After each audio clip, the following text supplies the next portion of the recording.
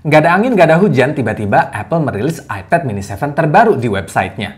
Yap, iPad mini yang sudah kalian tunggu-tunggu akhirnya rilis juga. Kira-kira apa aja yang baru dari iPad mini 7 ini dibandingkan dengan iPad mini 6? Apa sebaiknya kita tunggu sampai iPad mini 7 ini rilis di Indonesia atau beli iPad mini 6 aja yang harganya sekarang sudah turun di angka 6,5 jutaan? Sebelum saya bahas, klik tombol subscribe dulu dong biar saya makin semangat bikin video-video lainnya. Kalau kalian mengharapkan ada perubahan atau ada perbedaan bentuk fisik antara iPad mini 6 dan 7, kalian akan kecewa karena dari desain, ukuran, ketebalan, bentang layar itu nggak ada bedanya blas. Bentang layarnya masih pakai 8,3 inch, pakai liquid retina LCD display P3 white color, sudah laminated dan dilapisi anti-reflective coating, masih 60 Hz refresh rate, bahkan kecerahan maksimalnya juga masih mentok di 500 nits. Pilihan warnanya masih 4 ya. Cuma yang sekarang warna pink diganti dengan warna blue yang pudar dan warna ungunya juga lebih pudar dari warna ungu sebelumnya. Kamera depan dan belakangnya juga sama aja kayak kamera depan belakang iPad mini 6. Posisi kamera depannya tetap vertikal, nggak pindah ke samping kanan kayak iPad 10, iPad Air 6, dan iPad Pro M4 yang kamera depannya sudah hijrah ke posisi landscape. Cuma bedanya iPad mini 7 ini sudah pakai Smart HDR4 dibanding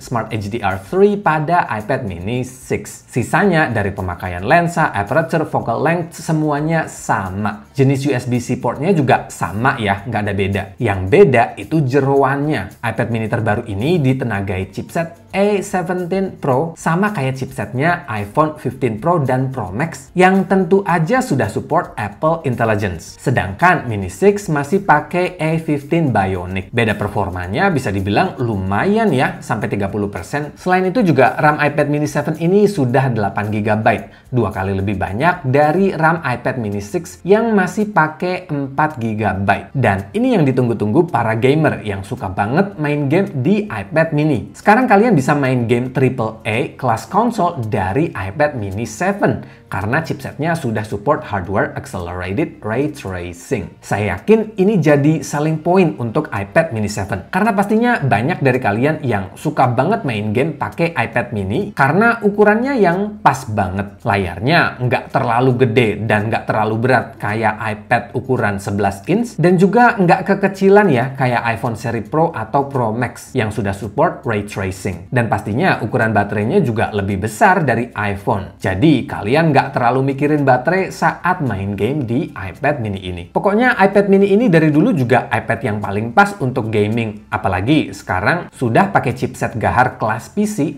RAM sudah 8 GB plus ray tracing. Ini adalah tablet gaming paling pas untuk kebanyakan orang. Kabar baiknya lagi, sekarang base modelnya sudah nggak pakai 64 GB lagi, tapi sudah di-upgrade ke 128 GB yang menurut saya ini paling pas untuk kebanyakan orang dan harganya juga masih sama kayak dulu, yaitu $500 yang semoga saja pas masuk Indonesia harganya nggak nyampe 10 jutaan kayak iPad mini 6 waktu pertama masuk Indonesia. Mungkin perkiraannya di angka 8 jutaan ya. Selain itu juga pilihan memorinya nggak cuma 2 tapi 3, 128 GB, 256 GB, dan 512 GB. Karena Apple menyadari bahwa banyak orang yang bakal beli iPad mini terbaru ini untuk kebutuhan gaming. Cuma sayangnya refresh rate layarnya itu masih mentok di 60 Hz. Jadi pastinya akan tetap terasa beda dengan main game grafik tinggi di iPhone atau iPad yang refresh rate-nya itu sudah 120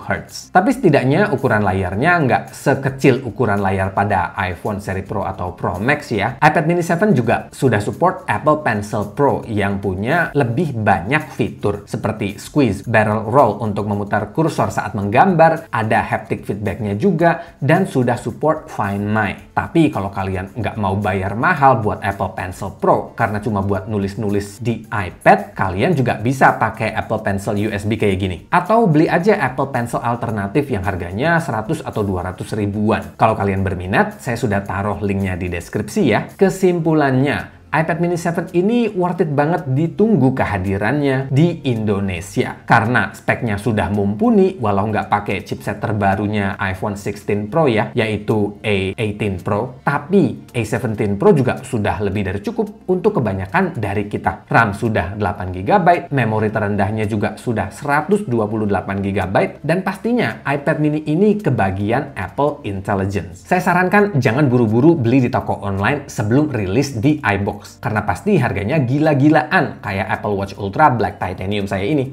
Saya beli di 16,5 juta, selang beberapa minggu sudah dijual di iBox di harga 15 juta, dan sekarang harga di toko online jadi 14 jutaan. Dan apakah beli iPad mini 6 sekarang itu masih layak? Well, harganya sekarang sudah lebih murah ya, di angka 6 jutaan, tapi cuma dapat memori 64 GB, RAM 4 GB, dan chipset A15 yang umurnya sudah 3 tahun. Kalau untuk sekedar taking notes, itu nggak masalah ya.